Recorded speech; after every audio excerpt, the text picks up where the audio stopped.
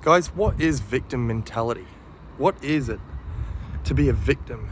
Victim mentality tells you that events of your past happen to you, not for you. Victim mentality says, I am not responsible for where I am in my life because other people done that to me. They done things to me that I didn't like, and that's why I am where I am, and I don't like it. I'm not responsible. Other people were responsible for where I am, but I'm not responsible.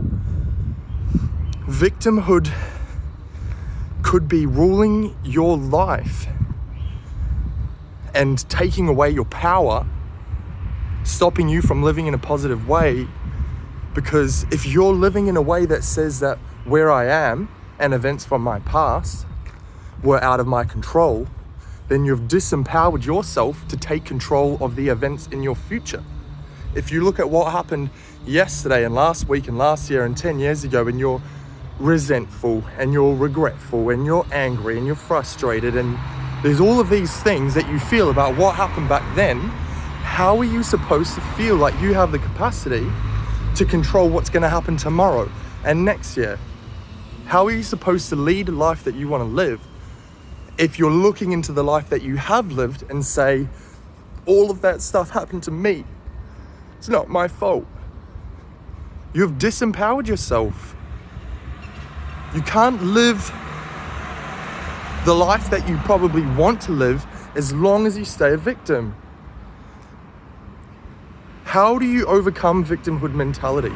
How do you challenge a paradigm that you've been living inside of probably for most of your entire life? How do you do that? I think there is a very clear-cut way to do it, and it's been the way that we do a lot of things as humans for probably 10,000 years, or as long as whatever we've been around for. Do you think it's a coincidence that when you spell a word do you think it's a coincidence that you can spell a word or that you can cast a spell? Do you think that this is just a funny accident of language, that this is how we use it? Cast a spell with your words and tell yourself, I'm not a victim of my past. It's scary to do this in the start. Look at yourself in the mirror, cast a freaking spell. I am not a victim of my past.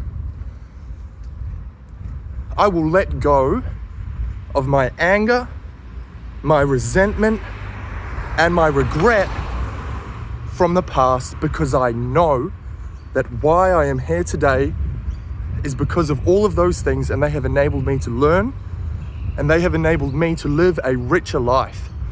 Everything that happened for me. Tell yourself that. It's gonna be weird at the start. It's gonna be scary at the start. You will be casting a spell in your mind and bringing it out into reality with actual words. How do we interface with reality? What technology do humans have to interface with reality? 5 technologies. Sound and language is one of those. Interface with your reality and conquer a disempowering paradigm that you've been living inside of that gives control of your life to other people. You know, victimhood.